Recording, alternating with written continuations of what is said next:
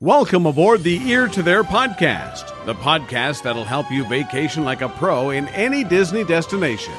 For those of you standing, please sit down and hold on throughout our journey and get ready to learn how to have the time of your life. And now, here's your host, Phil Gramlich. Hello, everybody, and welcome to the Ear to There podcast. I am your host, Phil Gramlich. I am also the owner and operator of Ear to There Travel, a Disney-specialized travel agency. It is my job to take away all that stress, all that anxiety, and all that time that it takes to plan a Disney trip, because guess what? It can take an awful lot of time to plan a Disney trip, but I take all that away so you can have a great time with your family and friends and enjoy the magic. And as I always say, I do all of that for free, right? So from fast passes to hotels to dining reservations to setting up your magical express, to golf tee times, special event tickets, anything on or off property you may need me to do, I will handle all of that absolutely at no extra cost to you. I guess I could be considered a Disney expert, even though that's not a word I really like to, to throw around very often. And listen, I know how to vacation in Walt Disney World. When I go with my family, we always have a phenomenal time. And it's mostly because I know how to plan the trip. So my goal with this podcast and my goal with my business, Ear to There Travel, is to help you have the exact same type of experience that I would have on a trip to one of these Disney destinations. I want you to have as much fun. I want it to be stress-free, and I want to help as much as I can. So again, let me help you. Help me help you to plan your perfect Disney vacation. So you can find this podcast, my blog, request a free, no-obligation quote, or contact me in any way over at my website, eartotheretravel.com. You can also find me on Facebook. That's facebook.com/eartotherphil. Every Thursday night at 7:30 p.m. Eastern Time, I do a Facebook Live where I talk to you. You guys can interact. We chat about the latest Disney news, rumors, stories, all kinds of stuff. Whatever you guys want to talk about, we talk about. So meet me on Facebook every Thursday night at 7:30 p.m. Eastern Time. And that website, again, is facebook.com/eartotherphil. All right, now that all the business is out of the way, this is episode number 71 for the week of May 29th, 2017. Why is episode number 71 important? Well, you're going to have to listen just a little bit to find out. That number 71 has a little bit of significance in Walt Disney World history, so grab a drink, grab a snack, and as a famous mouse once said, on with the show.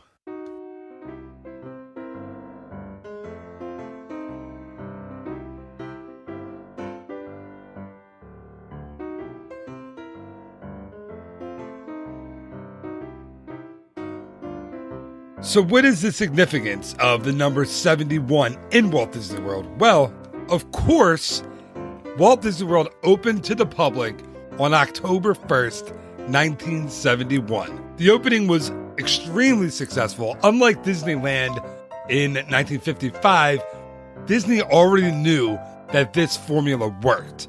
And as Tony Baxter, the famous Disney Imagineer, would once say, Disneyland is an intimate experience, but the Magic Kingdom is a spectacular one. Now, my first trip to Walt Disney World wasn't until 1992. So the park had been open already for 21 years. There were actually 3 different theme parks that were built. There was Magic Kingdom, Epcot, and Disney's MGM Studios. There were a lot of hotels, a lot more than were open on opening day in 1971 because there was only 3 on opening day. Bonus points if you can pause this and shoot me an email or a text or a call and let me know what those 3 resorts were. But anyway, my guest that I have on today, my friend, my dear friend, the always so cynical friend of mine who was on, first went to Walt Disney World in 1979 and then visited Epcot in 1983. And he and I were recently talking about the differences of Walt Disney World from our first trip to our most recent trips in 2017. And we thought it would be really kind of interesting to take a look back at our first trips and then kind of back not as far at our most recent trips and talk about the differences and the similarities of Walt Disney World in those times. We'll talk about what's better, what's, not better, and all kinds of fun anecdotes and stories along the way. Anyway, let's get to the title of the episode. The title of this one is Walt Disney World, Then and Now. Let's get into it. My guest today is a man who first went to Walt Disney World before I was born. Not really, but pretty close. Chuck Rodriguez, welcome back to the show. Thank you so much. Hold on, let me get out of my wheelchair and my air tank because I'm so much older than you. Your air tank? What do you mean? Oxygen. I meant oxygen tank. Are you in a hyperbaric chamber like Michael Jackson used to sleep in? I get like blood treatments from like a younger person every day. Oh, have you ever seen? Did you watch the Marvel shows on Netflix? I do not know. Because there was I watched Iron Fist recently, and I couldn't get through the whole thing because it's really cheesy. But there's a guy who it's a long story. I don't even know why I'm telling this, but he's kept alive in like this Michael Jackson chamber, and he's kept young by like getting blood from. Yeah, it's a weird situation. So don't watch Iron Fist. I'm not saying for anyone else, just for you. Well, I thought of it because in case some of your listeners are more trendy, cooler TV watching people, I was in Silicon Valley on HBO. The episode this week had the guy that I guess is like a Bill Gates kind of guy. Like he has I forget the name of the company he owns, but anyway, he pays like this 22-year-old fit guy to just sit in a chair next to him and then just pump the blood from him into him. Does that work? I don't know. I don't know if that's a thing. All right, we're getting way off track. Let's get back on to Disney. We're like talking about giving each other blood. Although, see, now the things that we just spoke about did not exist when we first went to Walt Disney World. See, there's the tie-in. There you go. That's a good point. All right, so my first visit was in 1992. So we can get into my first one in a second, but yours was much earlier, I think, right? You went in what year? Yes. So I'm kind of, because I was so young, I'm kind of packaging it together. So it would have been the first time would have been like in the summer of 79 or 80. So obviously that was Magic Kingdom only. And then summer of 83, we went to Magic Kingdom and Epcot because I would have been Epcot's first summer. All right. So what I did, because I knew the years before we started recording. So what I did was I went back and I looked. Not back in time, but we will go back in time. All right there, Doc Brown. We will go. I was going to say, all right, so since we are going to be traveling back in time, by the way, it just reminded me of Austin Powers when he says, ladies and gentlemen, Dr. Evil says, ladies and gentlemen, I'm about to travel through time. I bid you adieu. And he runs up the ramp to the machine and he just runs into the wall and he falls and he like tumbles back down the ramp and he gets up and he looks at me and he goes, not turned on, I don't think. It's just a great scene. Oh man, I haven't watched that movie in a long time. It's so good. It's the second one with Amy and I were just watching it like 2 nights ago. Oh. It was funny. The kids went to bed and I'm flipping through the channels and Austin Powers, what was it? The Spy Who Shagged Me? I think that was it's the second one. Yeah. I think so. Yeah, the first one was International Man of Mystery. So it was The Spy Who Shagged Me with Heather Graham was the one. Okay, with that. So way funnier than the first one. But anyway. Yeah. So what if you had to choose a time machine to take you back to 1979, which we will talk about in a minute, which time machine would you pick? Would you go Doc Brown's DeLorean? Would you pick the TARDIS from, what's that show called? Doctor Who. Doctor Who, which I tried to get into and I just couldn't get into that. Yeah, I never have, even though I watch a lot of British TV. I haven't gotten into that yet. You do. You're more of a, what, did you watch The Fall on Netflix? That's a good one. That's it. All right. No. Anyway. Yeah, so it's about a serial killer. Maybe it's not a good topic. Yeah, I've heard of it. Yeah, it's not a good topic for a Disney podcast. It's all ages. You and I will talk about that offline or off the recording. All right. So, what is your time traveling vehicle of choice? Well, then I'll say the DeLorean because that's the one I grew up with. Yeah, I think I always say DeLorean. That's kind of my thing. Yeah, I have to go with the DeLorean. Although I do like the Dr. Evil time machine. I think that's hilarious. Okay. I am going to say I think some people who've been listening to me more than once on your podcast probably would believe this.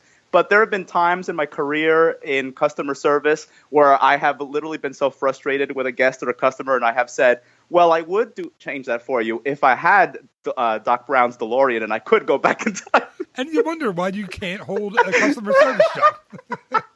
Thank God I changed my careers, and now I'm extremely happy and successful. Yeah, you were in the wrong career for a while. You were in the wrong place. All right, so let's try to get back on track here. So 1979. Yes. Let's talk about how much things cost in 1979 on your first trip to Walt Disney World, right? Yes. You could buy a Sony Walkman. For kids who are listening and don't know what a Walkman is, It was a, well, you've seen Guardians of the Galaxy, right? So it's what he has in Guardians of the Galaxy. Guess how much a Walkman would set you back in 1979, Chuck? So that was then money or now money? Did you adjust for inflation? No, I did not adjust. Then money, I'm going to say, I've actually looked at Sears catalogs from back then. There's a website that has it. It's fascinating. I'm going to say $35. $200 for a Walkman in 79. Okay, which now money would be ridiculous then. I guess maybe because they first came out. The JVC VHS video recorder system, so the JVC VCR. That was like $1,000, right? Or over? No, different, $54.99. The Atari video computer system, $199. And if you wanted a pair of girls' denim overalls, you could get it for the awesome price of $24. And last thing I'm going to mention, you want a Toyota Corolla in 1979? $3,698. All right, I had a Corolla for 12 years, and it was a lot more money when I were you driving it in 1979? I don't think you were. No, I mean the Corolla that I had when you met me. Yeah, I'm kidding. That was a joke. Okay. So my first trip was, like I said, 1992. So I want to give you a little bit of what was going on in 1992 as well, just to kind of set the scene for people when we talk about our first visits. Okay. So in 1992, Windows 3.1 was released by Microsoft. Okay. AT&T released the first video telephone. Guess how much that thing cost in 1992? Oh, that had to be thousands. Yes, $1,499. Okay. And the popular movies at the time: Batman Returns, Aladdin is the Disney tie-in. Sister Act, I think, was a Touchstone movie, so that's a Disney tie-in. I saw that opening night. Yep. Wayne's World, Unforgiven, Honey, I Blew Up the Kid. One of my favorite movies, Reservoir Dogs, was in theaters in 1992. All right, so listen to some of these music acts in 1992. Color Me Bad, Toad the Wet Sprocket. These are the most popular bands. Boyz II Men, of course. Kiss. I can't believe anyone. Sorry, I'm going to alienate some listeners right now. I can't believe anyone likes Kiss. I just don't get that whole thing. No, I never got it either. Do you ever hear these guys? Manic Street Preachers. I've never heard of them. Nope. No. But the other famous bands, which are still famous today, Metallica, Pearl Jam. Is REM still famous? We're going to go with that. REM. I mean, I think they do stuff like the Epcot Flower and Garden Festival. Yeah, so, and the popular TV shows, I'll just run down a couple of them. Let's see. Home Improvement was a big hit that year. Law and Order, Home Improvement, Rugrats, Matlock. Murphy Brown. I was obsessed with Murphy Brown that year. Yeah, Inspector Morse. I never heard of that one. Nope, I don't know. Married with Children and Star Trek: The Next Generation are what they were the shows that were happening in 1992. So let's talk about Chuck. We'll go back. We'll go to you first. What do you got? What do you remember from those early days of Walt Disney World in the 79 through 80, 82? Well, the biggest difference I remember is that for various reasons, including my own family's and cultural reasons, going to the Magic Kingdom was just stopping on the way to Miami to visit the rest of the family, either on the way back from Miami or on the way to Miami. So it was always a one-day, one-night thing. It never occurred to us back then. Also, we weren't, the wealthiest people in the world. Never occurred to my parents to try to do a whole week, at the Polynesian or the Contemporary or something. Right. So it was just a one-day thing. So that's the biggest thing that I remember, that it was just a matter of getting off at 95 at I-4 and then and going through where, of course, back then they only had like the the ordinary road signs. Like they didn't have the big entrance saying "Welcome to Walt Disney World" or anything. Right. And it was just a matter of going to the Magic Kingdom all day because we only had one day. So it was definitely like arrive at 9 a.m. and then leave when the park closes. Yeah, so you guys, I'm trying to think, like that's, because my first vacation was completely different. Like we were there in 91, I'm sorry, Right. 92. 92. My sister had just had, brain surgery, which is the Yeah. reason why we went. So she's fine, everybody. Yes. She's married now, she's 30, she's fine. But yeah, so our first trip was that big trip, was like the, 7 days, 6 nights, off property. Yes, we actually stayed off property in my first Well, trip. heck, by then there still was barely enough hotels for all the people who wanted to stay off property. Yeah, you're right. There weren't as many. Nowhere near as many as we have in 2017. I mean, geez. But I remember the attractions that we did, and I'm sure some of these, like I was looking today at the attractions that are gone even from Magic Kingdom that were there in '92, and it's definitely when you were there, your first trip, like Mr. Toad's Wild Ride. Yeah, that was still there. Snow White's Scary Adventures.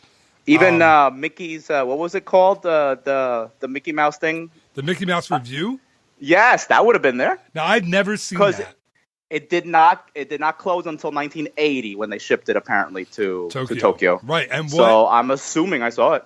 Yeah, like it's funny. I'm looking at stuff even from '92, and I'm thinking like, do I remember being on this attraction? I don't remember really. Which one? Like 20,000 Leagues Under the Sea. Oh, yes, I know that I did. I remember waiting in a heat for it. I remember the music. I remember what's his name? The Pete Renaday. You mean Captain Nemo? Yeah, but the voice was Pete Renaday. Was the voice? Oh, the voice of it. That was the James Mason sound-alike. Okay. If I can remember, I want to put a little clip in here, so I'm going to have to go through this because it was Pete Renaday doing James Mason doing Captain Nemo in the queue for that attraction. I recently did a Nautilus Word of the Week where I have a whole bunch of clips from that attraction. Chuck, did you do your homework and listen to that episode yet? Yes. No, yes, I did. No. No, you didn't listen, and it's a good one. That's my lying voice. I have a virtual ride-through of 20,000 Leagues Under the Sea on that one. It's actually nice. Pretty cool. But I know I remember waiting for that attraction. I just don't really remember the attraction itself. And I was 13. I don't remember what was going on in my head at the time.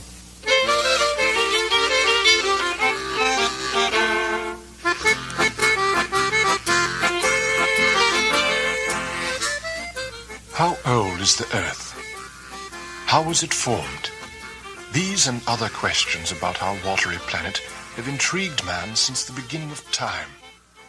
But the Mickey Mouse Review that you mentioned, you're thinking that you had to have seen it in 1980. Do you know, and this is a trivia question for you and for the listener, which audio animatronics from the Mickey Mouse Review can now be found in Walt Disney World once again? Donald Duck and what are the other guys' names? Yeah. You're right. Jose Carioca and the other guy. Karaoke? Panchito. Jose Carioca. No, I was kidding. I know. But yeah, the three, and I'm going to butcher the pronunciation of this, but the three caballeros. I'm sure you will. Yeah, that's not bad. Yeah, I tried. I don't say caballeros at least. Right, exactly. But yeah, they are all at the end of the Grand Fiesta Tour. And look awesome, by the way. Well, I never expected them to look that good. I don't know. I mean, I'm assuming over the years the mechanics and all have been updated and improved, but they look great. Well, actually, I think we actually might have both spoken about this one time, but I had read an article saying that the reason that they were upkept because Tokyo Disneyland's maintenance is much better than American Parks maintenance by far. So they were able to keep the animatronics in great shape all of those years. Wow, that's cool. I did not read that, but I'm still trying to get people to go to Walt Disney World. So let's talk about how great the audio animatronics are in Walt Disney World. No, so all right, so you remember those the ones that are constantly you could constantly see them not working anymore until they finally close the ride down for a couple months. All right, Chuck, let's relax here, buddy. We're supposed to be having a nice conversation, not supposed to be ripping anything. All right. So do you remember what? Okay. So you remember Mickey Mouse Review, obviously, Mr. Toad, or you don't really remember it, Mr. Toad's Wild Ride, and back then, Snow White's Scary Adventures. I'm looking at all the I have currently pulled up on my screen all the old attractions that are gone. What about the Skyway? Do you remember riding that as a kid? I mean, yes, but I also got to ride the Skyway numerous times all the way until it closed. Yeah, I mean, I don't remember my first trip doing it. Right, yeah. Oh, maybe you didn't because it was a long line or something. I mean, we couldn't do everything. Yeah, well, I tried. We definitely tried. I'm looking, and I do remember, though, and this is what I wanted to get to, in 92 when I went, the Timekeeper. That was, I think, Robin Williams did the voice, right, for the Timekeeper back then? Oh, God, I love that thing. Yeah, and that seemed to be a theater that can never keep a show. Like before that, right? Wasn't that the same theater? It's changed a gajillion times. Yeah, if you had Wings and Dream Flight and Delta Dream Flight. No, that's next door. Oh, okay. It was always a Circle Vision, but it changed. The Circle Vision films changed many, many times since 71. Right. So, okay, let's go back to 79 because I want to give you your just due. Is that the right way to say that? Just desserts? I'm not sure. No, I don't know. So what do you remember from Epcot from the early, not from 79, obviously, but right, that would have been the 83. That was summer of 83 trip. So by then I was 8, so I do remember more. And I remember what everyone our generation talks about Epcot. It was so incredible because it was so inspirational. All of those rides, which now we find boring, slow rides, and they're all getting replaced one by one, they were so inspirational with the songs and and people like Walter Cronkite telling you about stuff. It was great. It really did make you think that by the time we were adults, we were going to be living in this perfect world. Spoiler alert, it wasn't.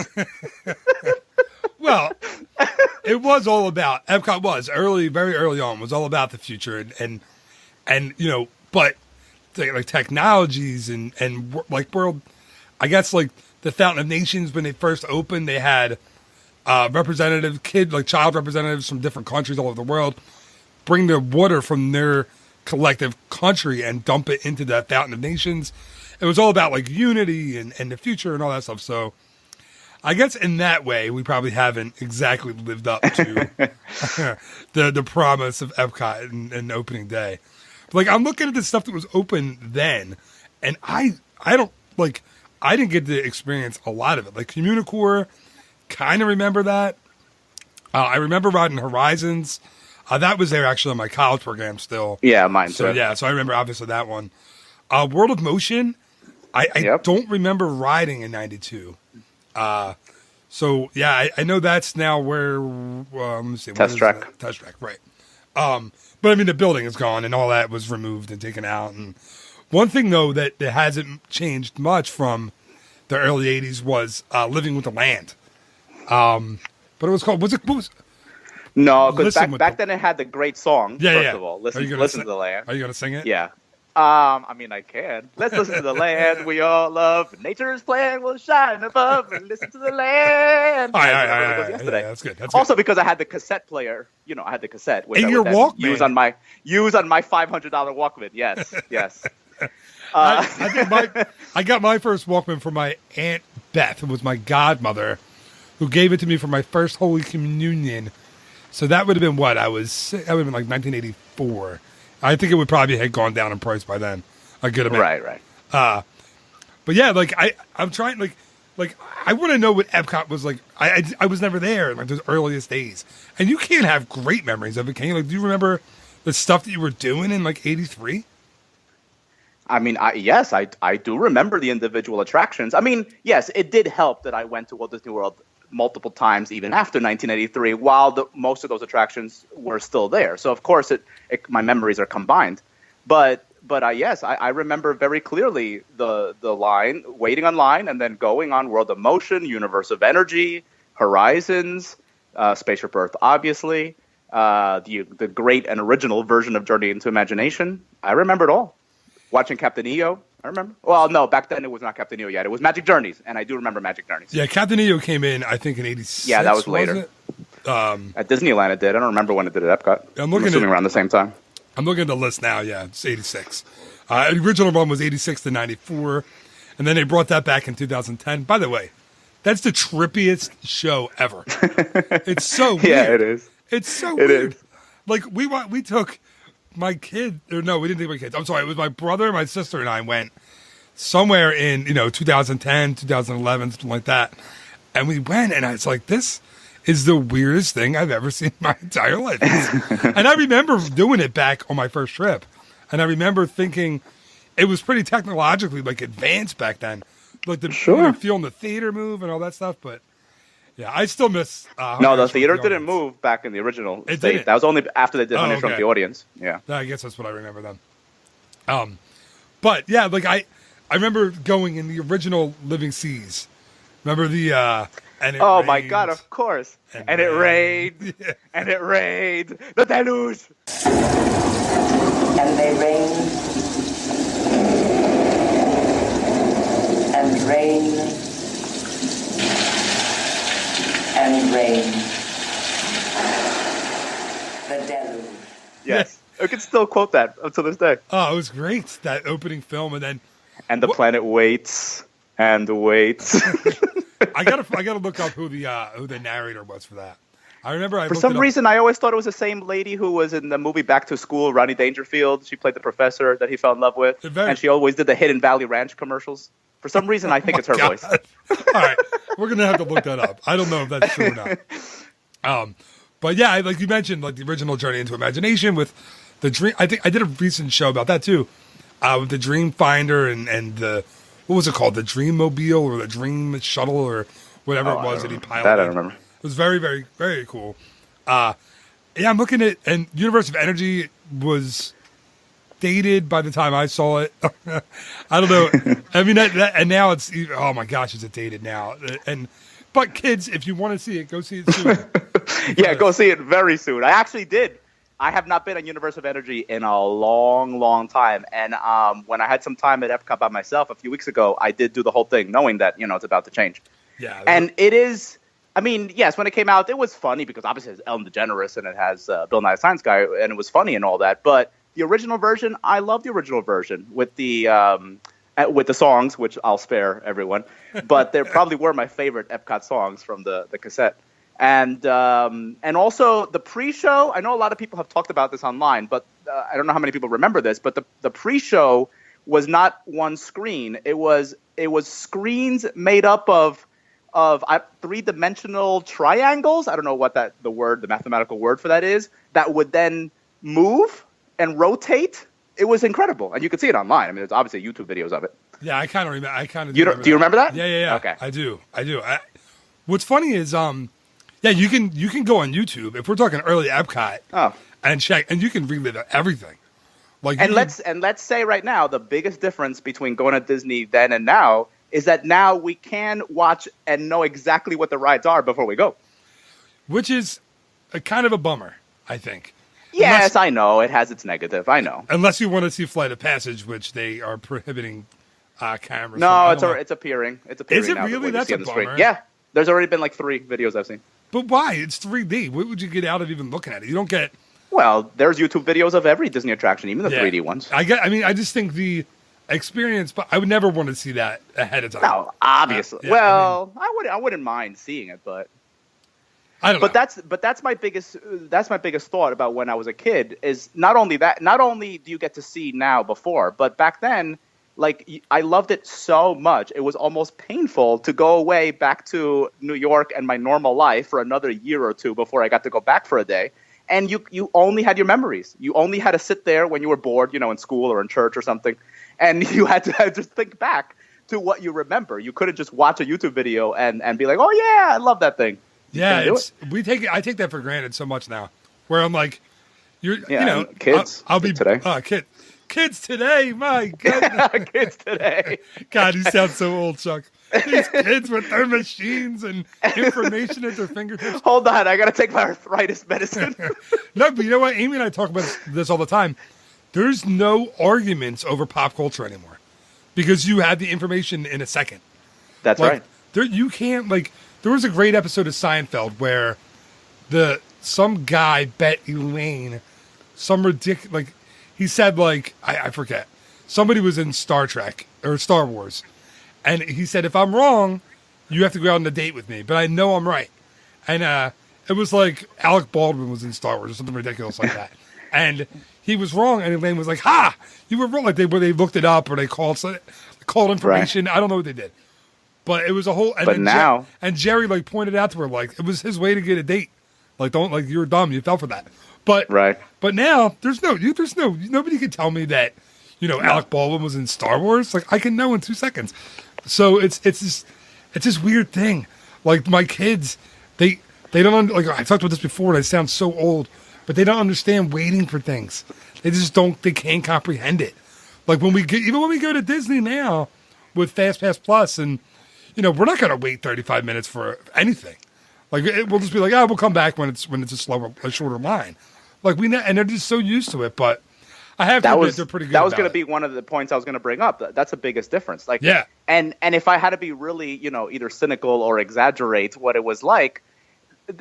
Back then I remember having to spend an hour for sometimes multiple times because multiple rides would have an hour-long wait, and you had to spend the entire time talking and caring about your family. Like I knew now, you'd have a line like that today. Either you don't have to wait because of Fast Pass, or because the distribution of people kind of makes a lot of rides with very short lines, or you play on your phone. Yeah, so that's the difference. So you do interact with the people that you're there with a lot less now. Yeah, you're right. I mean, yeah, I noticed it especially when I was on a trip last week when I was by myself and I was waiting for things by myself, and I looked around and you would see, and it is kind of sad. Like I remember waiting with my family for things on my first trip and being so excited. And we're like, what do you think it's going to be like, and what's going to happen, and blah blah blah. And now you look at families and they're all glued to their own phones or iPads, which still cracks me up that people bring iPads and walk around the parks with them. It's got to be so. I don't know what drives me the craziest, which I started noticing back again, like probably in the 90s. When I started going regularly during the 90s, and then I obviously worked and lived here. But people who would, and usually it was only teenagers, and usually only teenage boys back then. Who would bring a Walkman or a CD player and would listen to regular music. I'm like, do you know how much money and resources were invested in the perfect background music in this park? Yeah, and the transitions between that's lands. All part. That's huge. All part of the. It's part of the magic of escaping. For that, you might as well just go to your regular Six Flags, listen to music, get on a ride, get off, and listen to music again. Yeah, so you're right, and you see it now still with kids with iPods. And and their iPhones. These kids with their iPhones, and but you do like. Listen, that's part of the experience for me. It has been since I was a kid. Walking in, I have vivid memories of Epcot. My first trip to Epcot, walking in with the entrance music and Spaceship Earth in front of me, and that entrance music always. And I listen to it on a loop while I'm working all the time. Because it's stuck with me forever, and for the last 25 years I've been listening to that and thinking of it. I had the CD back then. I bought the CDs from the parks. I love the music from the parks. Like I constantly find myself in my office that I'm in, my little office / studio, filled with Disney merchandise and memorabilia and park maps and pictures and listening. And this is what I do. Like that's why I'm lucky. I'm so lucky, and I know I am. That I'm able to do this as a job now. It's crazy that I can do this from home. But that music has always been there. It's always been, I don't know, I'm such a nostalgic when it comes to stuff like that, but I love it. And that hasn't changed between, our first trip and now. It's still a huge part of every attraction, and every land. It really is. So what I'm thinking is that, the appreciation is still there. But when you're actually there, perhaps it's the kids, or perhaps certain people might not absorb it while they're there, but they will download the music and watch the videos over and over again, until their next trip. Yeah, and people do like that's a so good they way still love it and they still embrace it. They just appreciate it in a different way than we had to. That's all. Exactly. I was under my breath saying Amy when you said people don't appreciate it. I don't know if you heard me or the listener heard me, but I was joking, obviously. But I know people that take like me, like when I'm in Disney, when I'm in Walt Disney World, when I'm in Disneyland, Disney Cruise, I take 100 videos, 100 pictures, and we use those to relive that in between trips all the time. Like, well, that's the part where, we definitely differ there. I don't understand. Back then, of course, in 1983, we still have a photo album in my mother's closet that has all these pictures that we took with our probably our Kodak disc camera, probably, or something like that back then. And yeah, because you had to. Now, who cares? You don't need to take the pictures or video. A professional has already uploaded 100 versions of everything from the Disney theme parks. So why waste your time? Well, for me, it's my kids in front of. Oh, I guess if you really want to see them over the years. Like you can jump on my. I have 2 external hard drives with video and pictures of my. Man. Yeah, I know, but some of it is my profession, like my professional. For lack of better word, professional stuff like, like Facebook Live videos and videos that I've taken in the parks that I upload on my website, my Facebook page. But I love that stuff and I keep it. And I love seeing my kids as babies in Walt Disney World and then as toddlers and now as little kids. And so, yeah, so for some of us, Chuck, we like to relive things like that. Okay. We're not all as cynical and as upsetting as you. Of course, I'm a hypocrite because on my phone, the majority of pictures on my phones are either of my nieces or like your kids or kids of a few other people. I've seen your stuff that you post on Facebook, and it is your nieces in Walt Disney World, so you're full of it. Yeah, so I'm a little bit of a hypocrite, but I take 1 second. I don't take all day to take pictures. I don't either. I will have my camera with me, but I've gotten better at relying on the PhotoPass photographers. Another big change between now and decades ago. The PhotoPass photographers are phenomenal. And if you're thinking about, if you're on the kind of the fence about getting Memory Maker, it's worth it for your trip. It is worth the money, actually. It really is. And what's funny is when I first started the travel agent thing, I was like, I would always tell people, if you're really going to take advantage of it, now I tell people, yeah, you know what? Pay for it. Take advantage of it. Don't even bring your camera. Like, bring your iPhone for little things to catch yourselves on attractions or whatever, or in queues or at lunch. But, yeah, take advantage of the PhotoPass people. That's a huge difference now than it was, I don't even know when they started. I don't even know about what year they started coming into the parks. I mean, it was within the last decade. Yeah, it hasn't been that long. It hasn't been at all. All right, so we've talked a little bit about Epcot and back in the 80s in Magic Kingdom. I want to look at, and this isn't your first trip, this is kind of mine. I was looking at the old attractions at Hollywood Studios, right? And for both your first trip, there was no Hollywood Studios. But I did go to it during its first summer, so summer of 90. Okay. So technically it's second summer, but yeah. Okay, you're confusing me, but that's fine. Well, because it opened in May of 89. No, I know, I'm kidding. And I went summer of 90, okay. Just confusing the listener. Just say you've been there. But no, I was looking at the old things that I never got to experience. And I got there, 3 years after the park opened. Do you remember like stuff like, and I've heard of it, I've never done it, like Dick Tracy Diamond Double Cross? I did not see the show, no. How about Hollywood's Pretty Woman on stage? Did you see that? Nope. I know, like, some of the stuff. Now, one thing that I did see, so I can't speak about either of those. One thing that I loved on my first trip at Hollywood Studios that it has been gone since, I think it's like 1998, is Superstar Television. Oh, of course. Loved that show. And I know you're a big TV guy, so you had to have loved it. I mean, for the Golden Girls scene alone. And Cheers, yes. Yeah, alone. Those two scenes alone. So I was...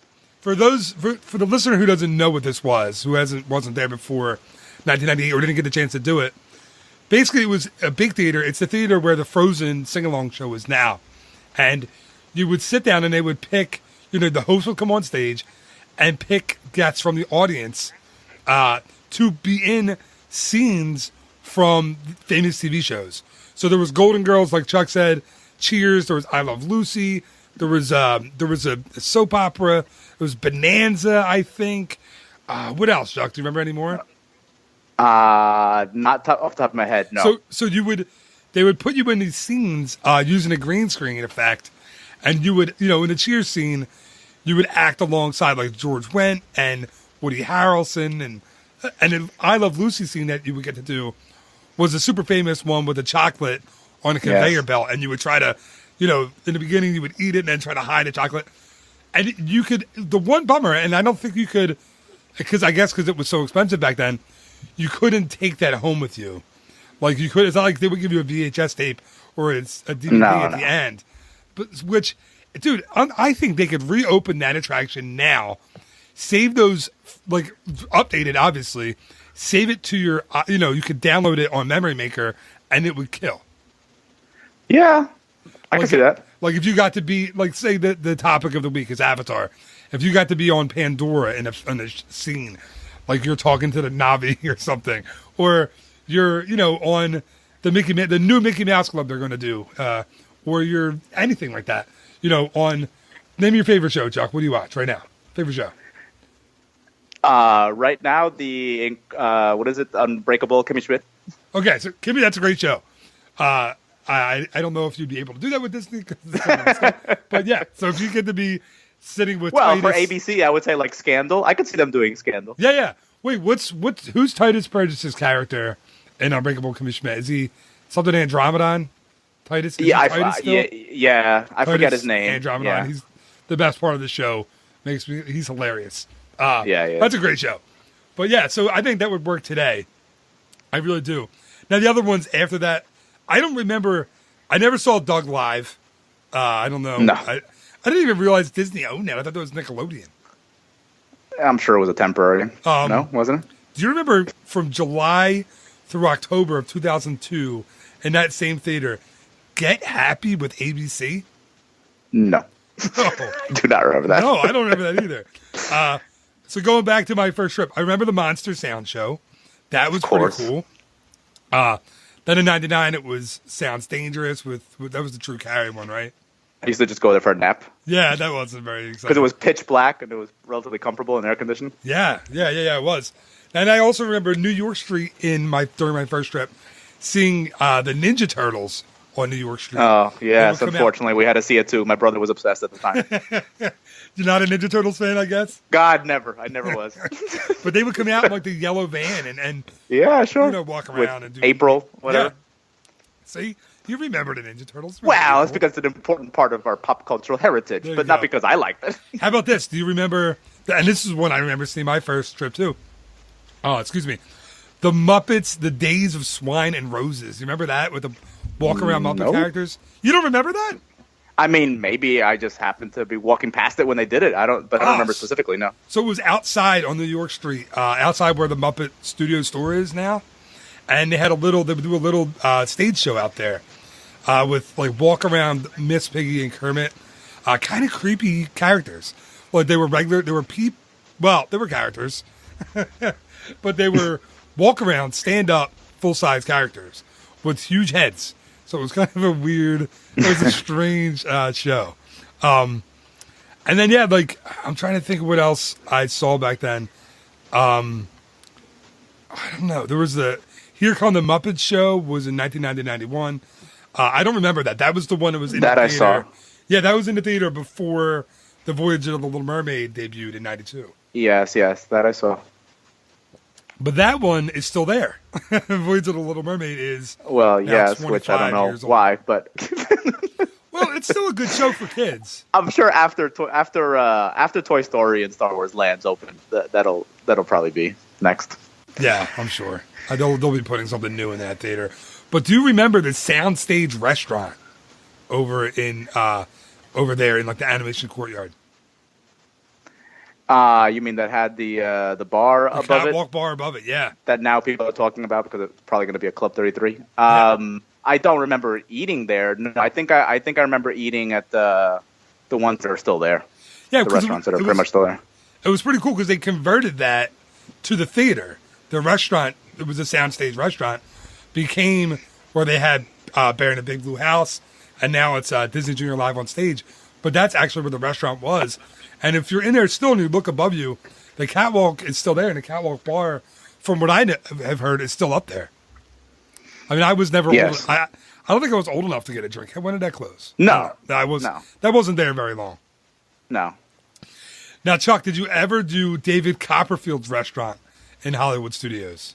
It never opened. I remember the sign. I remember the billboard outside. Remember the sign? Yes, when it was coming. Yes. And Fantasmic, I think they kind of built them, were they built together? I can't remember. It was going to, you mean? Yeah. It would have been around the same time. And I think the restaurant was like David Copperfield's, was it the Underground or something? Magic Underground. Yeah, and it was going to be under the stage, under the seating area, I think, at Fantasmic was where it was supposed to be. That makes sense. Yeah, but it never opened. One of the other things, like some of the countries in World Showcase, or like the Fire Mountain roller coaster at Magic Kingdom, those kinds of things, or Beasts of Kingdom that never actually opened in Walt Disney World.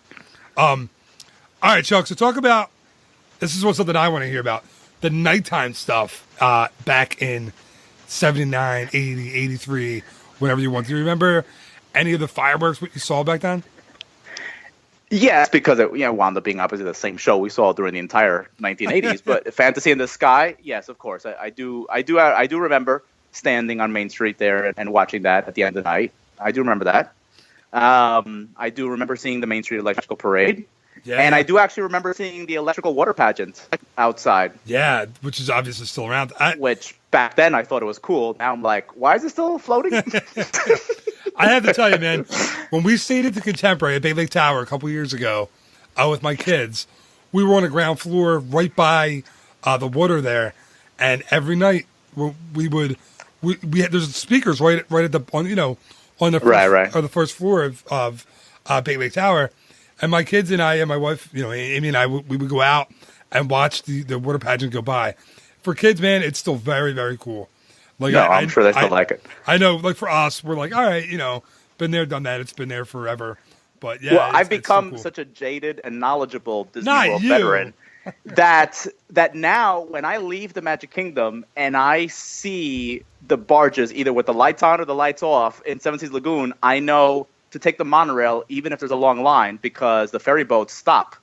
Right. And they don't crawl until, so I know that's the only thing I think about it now. That's the only thing. So yeah, you are very jaded at Disney. That's true. But now looking back now, obviously we really there's nothing to talk about on our first trips with Animal Kingdom because it wasn't there on our first trips. Wasn't there. It opened. What was it? April 22nd, 1998. I was there opening day. I didn't know that. That's cool. Yeah, I was there opening day. Yeah. Wow. It was during when I was in the cruise line, but they gave us a month off because the cruise line kept getting postponed because the ships weren't finished yet. Yeah. So it coincided with that time, and so me and my two brothers, we went to Port Orleans, and I remember waking up at 4:00 in the morning because there was all these rumors. Of course, back then it wasn't on the internet, but there was these rumors that it was going to be too crowded that first day. So we woke up at 4:00 in the morning to go to the bus stop at Port Orleans to take the bus there. And there were several people at each bus stop already at 4:00 in the morning. Yeah. Wow, that's cool. So, wow, you were there opening day of Yeah, opening day. Very cool. I didn't get there until a couple months after when I actually worked there. Right. Was that the first time I ever was in that park what was the name of there was back then, there were 2 days of traditions when you were hired as a Disney cast member. And then you had 1 day of like in the park, the local version, yes. I forget what it was called. It was like Go Wild or something like that was the name of the program. And I remember walking around that park, first of all, being extremely hot. It was like mid-June 1998, and it was like 1,000 degrees. It's even hotter now in the summer because all the vegetation has grown in, and it's way hotter now. But there are better places now to kind of duck in. Like the Lion King show is air conditioned in a building, which is great. And of course they put the bubble over the safari, so that's now air conditioned. So you get that. Really right, nice. Because the animals love air conditioning. do they like the heat? Because whenever it's above 90 degrees and I've gone on the safari, I don't see anything.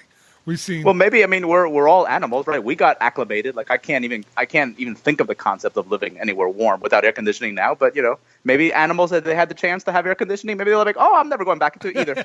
I'm never going back to Africa. Never going back. By the way, Chuck, you and I got the chance to ride the safari last week, and so I remember because it was last week, but. We were talking about how many giraffes we saw on that safari. That was a lot of giraffes. Dude, that was every giraffe. I didn't even know they had that many giraffes. That was every giraffe in all of Animal Kingdom was there that day, kind of hanging out. And no lions and no elephants. The elephants were in. No. As far as the storyline would go, I don't know where they would say they were, but they weren't there. Well, just on the other side of the trees and the rocks. There. Yeah, they were still out there. And the humans that were cleaning up the elephant waste while we were on the attraction, that was kind of fun. So we did not get to see the elephants, but yeah, Animal Kingdom wasn't there when we first went. It is there now. Pandora is opening 2 days from when we are recording this. You and I have both already been, so yes. And I already had a podcast about it, so we don't have to yes. talk about it. And I'm putting videos out about it, and so all right. So I want to really quickly talk about Disney Springs, and then and I want to kind of wrap up on what's. This is all right, I'll save the end. I'll save the best part for last. Okay. So, Disney Springs, when you went, was originally, let's see, when you went for the first time, what year was it? What year do you think you first got over there? Oh man, that's one of the biggest changes about back then. Is back then it was like, okay, we only have 12 hours in a theme park right. once every couple of years. So that's all we cared about. It never even occurred to me that there was a Lake Buena Vista Village Shops or whatever the heck it was called. That's right. So the first time I ever went would have been the first time that we actually stayed in a hotel and were there multiple nights, which would have been summer of 90. So then it was already the Disney Village Marketplace back then. Yes, correct. Pleasure. Well, actually, no, Pleasure Island was already there as well. Yeah. So yeah, and I mean, obviously, I was there. I didn't see Pleasure Island.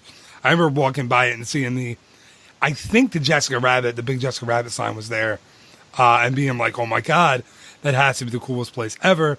And then when I was gonna say when I actually got there in my college program, I was like, "Oh my God, this is kind of the coolest place ever."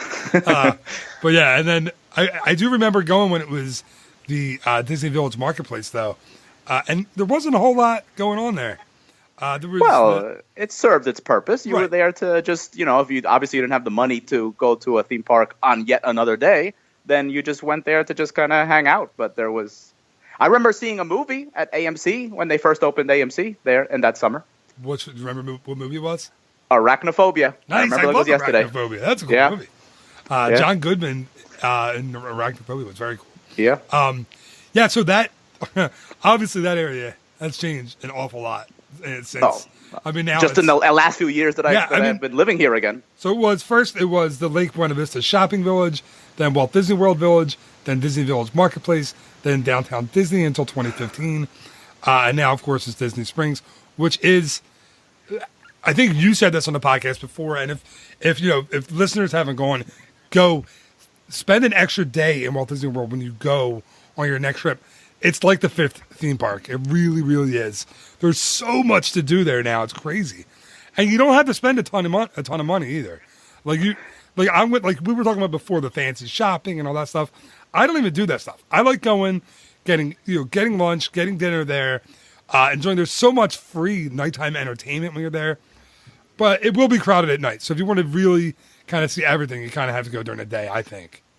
But actually, a group of about 7 to 10 friends and I are staying at a treehouse villa at Saratoga Springs this weekend just to go to Disney Springs because I don't even think we're even bothering going to theme parks. Wow, that's really cool. Yeah, that's very fun. Yeah, it's worth it. It's from my place is the Boathouse. I love Jock Lindsay's Hangar Bar. Now I love the Lego store because my kids are super into Legos. I never went in that store before ever in my life, but now we can spend a ton of time in there because my kids love the Legos. I recently made them a Lego table that they use every single day, which is a lot of fun. So you're laughing. Why are you laughing at me? Because you made a Lego table. Dude, it's cool. You're that kind of dad. Oh, come on. That's fun. No, technically it's nice. I'm just saying my father never would have done that. So actually. I don't know if that's an indictment on me or your dad, but we'll move on. No, I'm pretty sure it's not my dad. I'm pretty sure. But all right, so what I wanted to do really quickly, because we've been talking for a while already, is to kind of, so we already talked about like what was different, what's better? Like what is better now and what was better then? Like for example, like Magic Kingdom. What's better now in Magic Kingdom than the first time you trip, and what's not as good?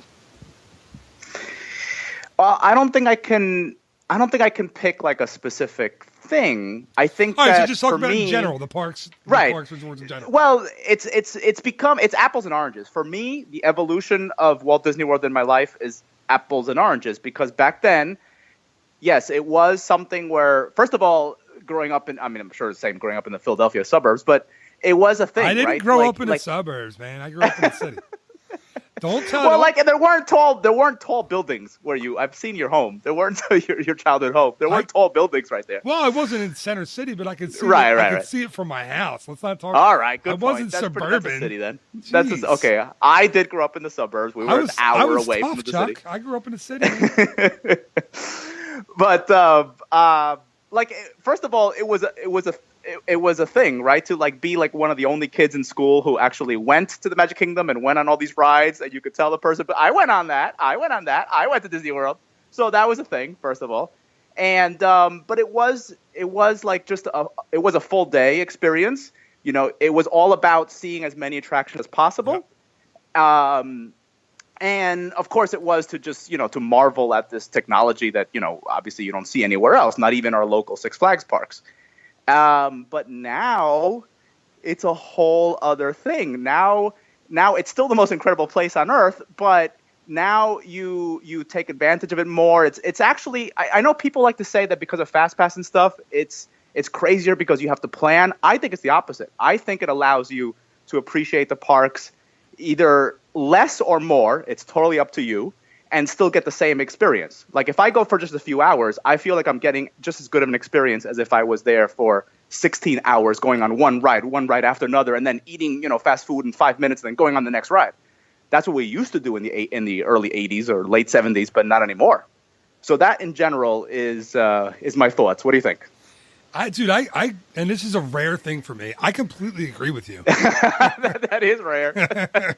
Like, I remember going on my first trip, and people who haven't been there since even the paper fast passes were invented or included, and then now with My Magic Plus and the Magic Bands and all, I remember going and doing it just the way you said.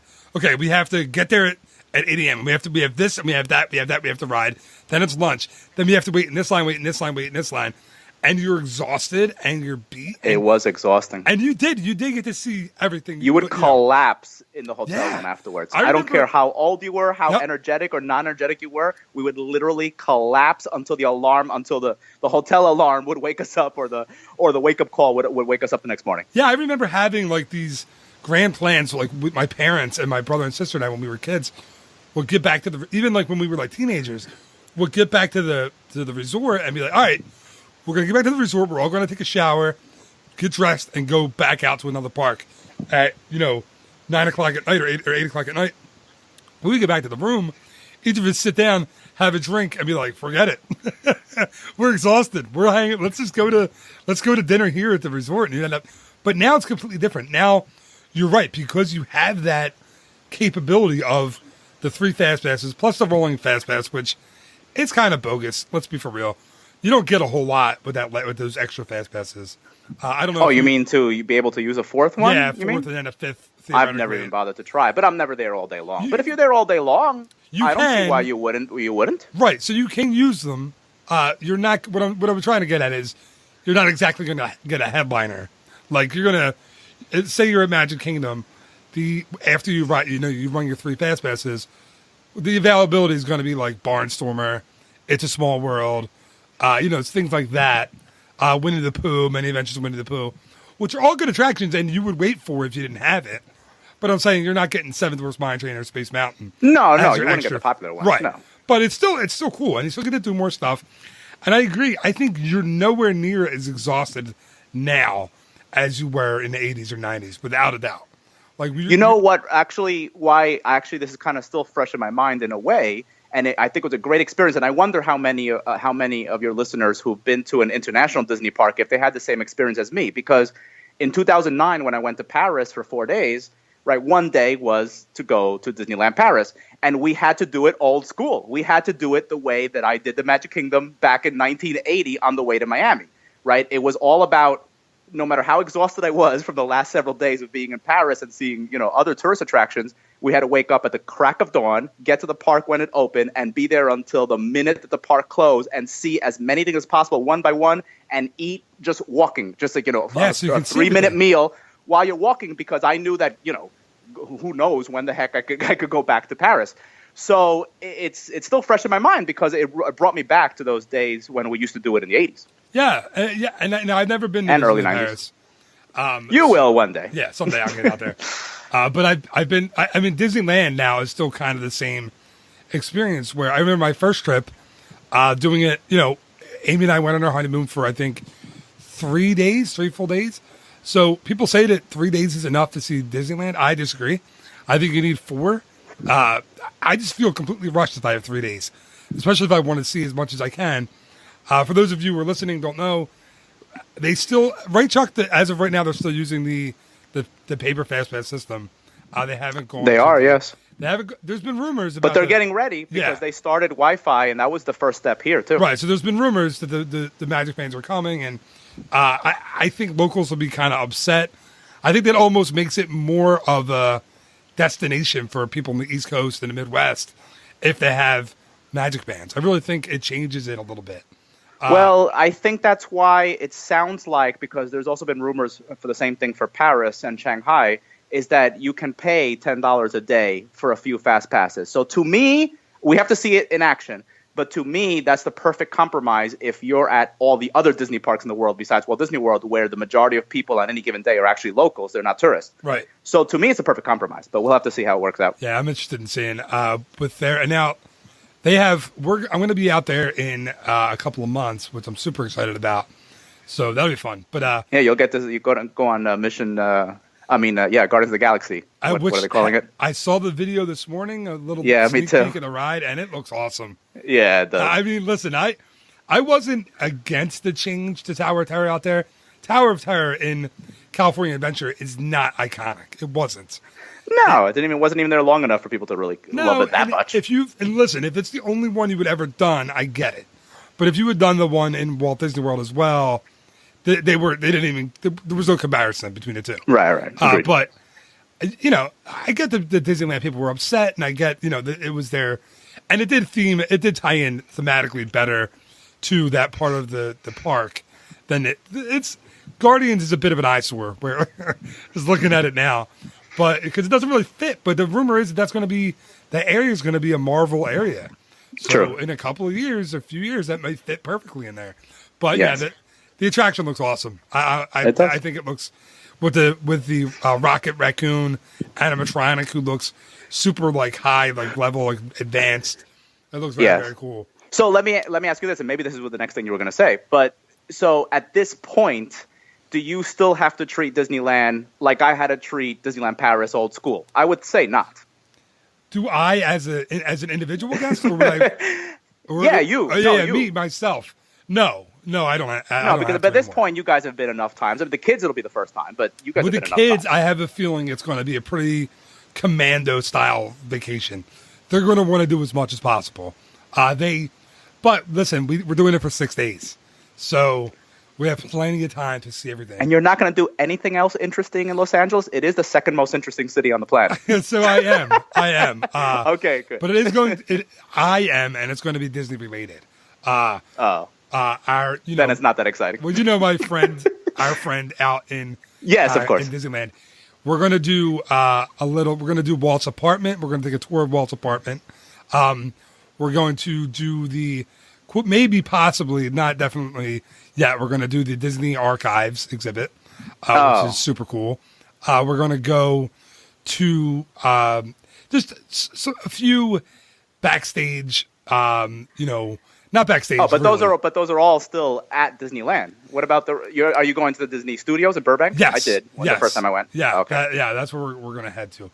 The archives. That's where the Disney Archives are, right? Okay, that's what I thought you meant. Yeah, I did go to the archives. Yes. Yeah, so we're going to do that. We're going to check that out. So, yeah, that's going to be But I'm cool. just saying, and I'm sure there's people out there who agree with me, the greatest thing in Los Angeles ever is just to go to a mall and see how many celebrities you spot shopping.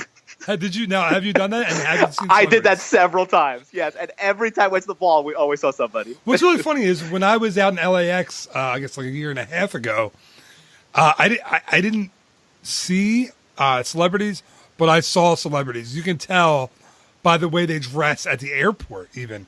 My first trip. Huge hats, Yeah, big you could sunglasses. tell. Yeah. Yes, the sunglasses, yes. Like, I was like, oh, that's somebody. I don't know who that is, but that's a celebrity. And because they were just completely covered up.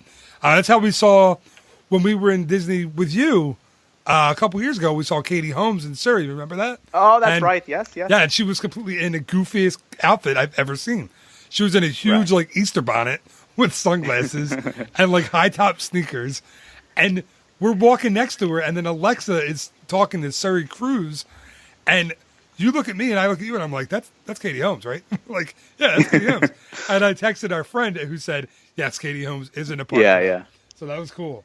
But yeah, I went to LAX my first time was 1988 when we did our first real vacation that didn't include wasting time visiting family in Miami. We went to LA for Easter break, so it was the whole week, and we did LA and San Diego. And when we were leaving, waiting for the plane, I saw a woman standing by the, by the windows looking at the plane. Somebody had left. And obviously back then, you can go to that area and actually be there until your person actually leaves and wave to them on the plane itself. And I'm like, that lady looks familiar. And I walked up to the window and pretended to look out the planes, but really I was looking at her. And then eventually I asked, and I forgot her name, the lady from the Terminator movies. And she was on that show. Is that what her name was? Yes. She was on that show, Beauty and the Beast. Yes. Yeah. I remember reading that she was an odd lady back in the day. She was apparently kind of a strange character. Well, she took the time to speak to me, so probably. Yeah. All right, Chuck. So let's wrap it up. Let's figure it out. Okay. So obviously, it's a completely different trip now than it was when we first went. Yes. I'll tell you what, though. I think I just, not that I didn't love it back then. I was thinking, one thing I wanted to bring up too was, do you remember back, it was Mickey's Birthday Land and Mickey's Starland, or did I get them confused? Oh, yes. And then Mickey's Toontown Fair. Do you remember when they had the Duckburg from DuckTales facades there? Yeah, yes. That's my one of my favorite memories as a kid on my first trip was taking a picture with my brother and sister in front of those, the duck, like the Bank of Duckburg, I think it was. Yes. That's the Disney afternoon was huge then. It was DuckTales and Tailspin and Chippendales Rescue Rangers and Gummy Bears and then Darkwing Duck. All those shows were awesome back in the early 90s. So at that in 1988 when I went to Disneyland for that one day on that trip to California, there was a section by It's a Small World that was turned into Disney Afternoon Avenue. And they had rethemed a couple of rides, like the motorboat cruise and the small version of the Utopia. They had rethemed it to Disney Afternoon people. Oh, wow, that's cool. I didn't even. And I remember that. We have pictures with the characters. The Gummy Bears were walking around, and the people from DuckTales. Yeah, very cool. Yeah, so but that stuff, aside, I do think I just think is it a better experience now? I think it is. I think it's more manageable, and people, like you said, people think, because of the fast passes and because of the planning and the dining reservations 180 days out and, fast passes 60 or 30 days out and all that stuff, that it's so much more difficult to plan and it's so much more to think about. Agreed, it is.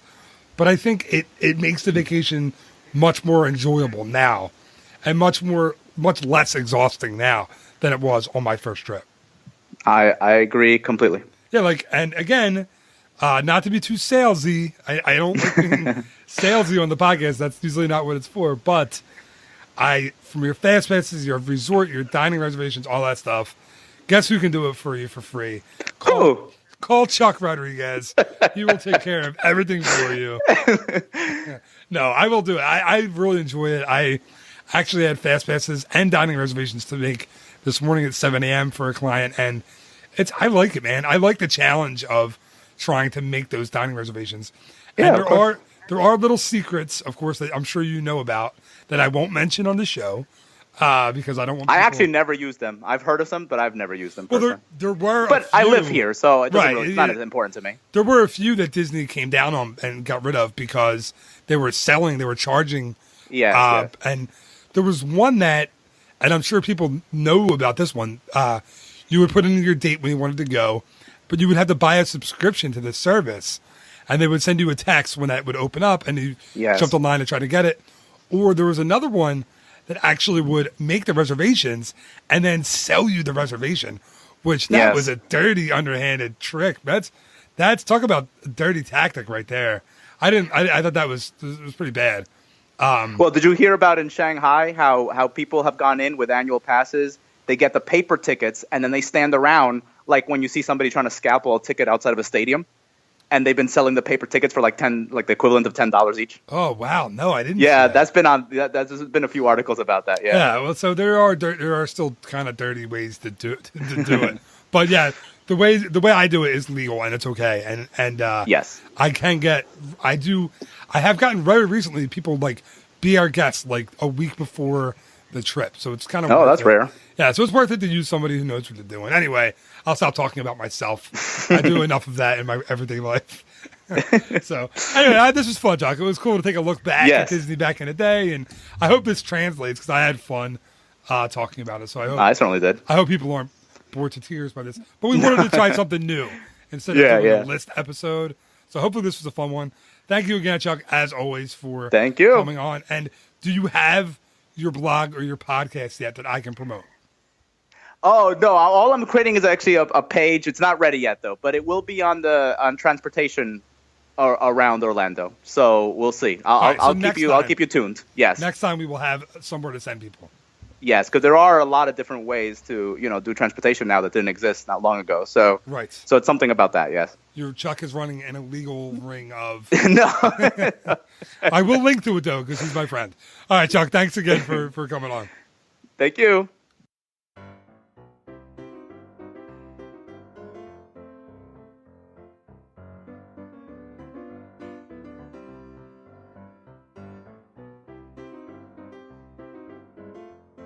And that is going to do it for this week's episode of the Ear to There podcast.